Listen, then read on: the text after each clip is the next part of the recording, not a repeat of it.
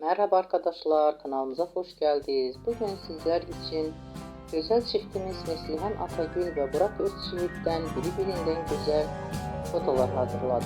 Neslihan Atagül Kara Sevda, Yaprak Dökümü ve Fatih Harbi dizilerinde meşhur olmuşlar. Biz de sizler için onların romantik karelerini hazırladık. Bu videoların devamlı gelmesini istiyorsanız kanalımıza abone olup yorum yazmayı unutmayın. Herkese teşekkürler. Bizden bu kadar.